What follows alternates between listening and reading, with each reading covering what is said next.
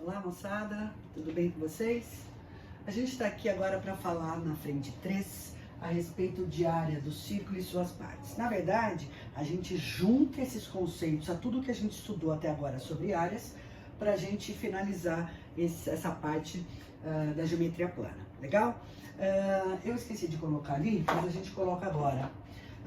Para o material, para a turma MED, a turma Medicina, a página que eu estou é a 176, enquanto para o pessoal do extensivo, a página é a 173.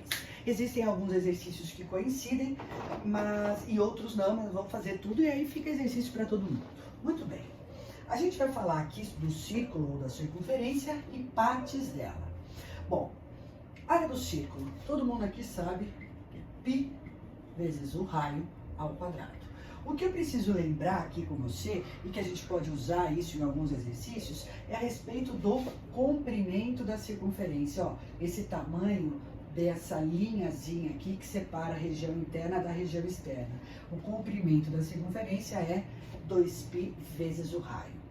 Existem alguns pedaços da circunferência que me interessam aqui como relações ou como fórmulas que nos ajudam a resolver os exercícios. Eu tenho o setor circular, a coroa circular e o segmento circular. Vamos falar sobre o setor circular. A gente consegue chegar na relação montando uma regra de 3 aqui. Do que você está falando? Eu estou dizendo o seguinte, nós vamos comparar o ângulo central aqui, setor circular, ó, esse pedaço de pizza aqui, ó, essa fatia aqui da circunferência. Eu vou falar a respeito do ângulo central e vou relacionar o ângulo central com a área da região. Do que você está falando? Uma regrinha de 3, tá bom? Então tá. Se o meu ângulo central for de 360 graus, a área da região associada é a área do círculo, que é πr ao quadrado. Mas como o ângulo central é θ, eu vou dizer que a área vale A. Muito bem, posso vir aqui e multiplicar em cruz. Ó, θ vezes πr quadrado é 360A. Então a área eu vou colocar de uma maneira bastante conveniente, ó, é θ sobre 360 que multiplica π vezes r ao quadrado. Ó, é uma fração da circunferência. Esse 360 também eu posso substituir por 2π se eu quiser escrever em radianos. Legal. Então, isso aqui eu posso usar como fórmula ou posso montar essa regra de 3 toda vez que eu precise da área do setor circular. O que eu quero lembrar com você aqui é, às vezes eu te dou o comprimento do arco associado e eu quero fazer a associação entre o ângulo central e esse comprimento aqui na circunferência de raio R. Como é que a gente faz isso? De novo, eu posso fazer por uma regra de 3. Só que aqui eu já vou escrever em radianos para ficar mais fácil de chegar na nossa relação. Olha só. Agora é o ângulo central e o comprimento do arco associado, tá bom? Se o ângulo central for de 360 graus, ou seja, uma volta completa, 2π radianos, o comprimento da circunferência associado é 2π vezes o raio. Mas se o ângulo central for θ, o comprimento é L. Quando eu vou resolver aqui ou melhorar essa regra de 3, eu vou ficar com θ é igual a L sobre R. Tá vendo? É só você fazer a sua continha ali. É só pra gente lembrar dessa relação que sai dessa regra de 3. Também é um lembrar que fala de comprimento da circunferência. Mas a fórmula de área tá ali. Beleza? Coroa circular. O que é uma coroa circular? É um pedaço da circunferência representado por esse anel aqui. Para eu falar da área desta coroa circular, eu preciso saber o raio da maior e o raio da menor. São duas circunferências concêntricas, elas têm o mesmo centro.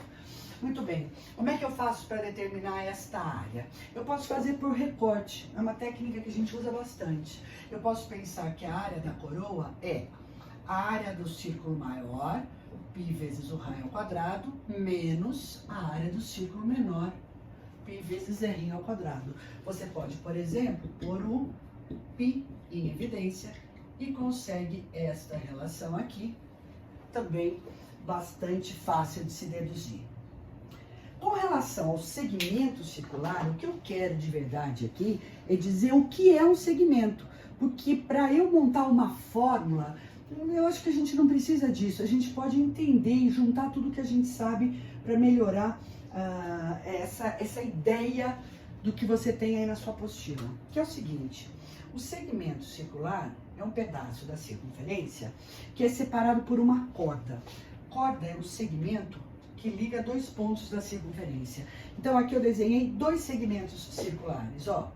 Esse que eu estou pintando aqui, ou esse outro que eu não pintei. Bom, eu vou montar a relação para aquele que eu pintei, mas ela também pode ser adaptada para aquilo que eu não pintei. Do que você está falando, Cláudia? Vamos supor que eu queira calcular, determinar uma fórmula para calcular aquela área ali. Como é que você faz? Bom, aquela região ali, o tamanho dela, depende dessa circunferência, então depende do raio. E desse ângulo central θ. Então vamos pensar nessa regiãozinha aqui. Eu posso calcular a área dessa região fazendo a área desse setor menos a área desse triangulinho. Vou desenhar o que eu falei.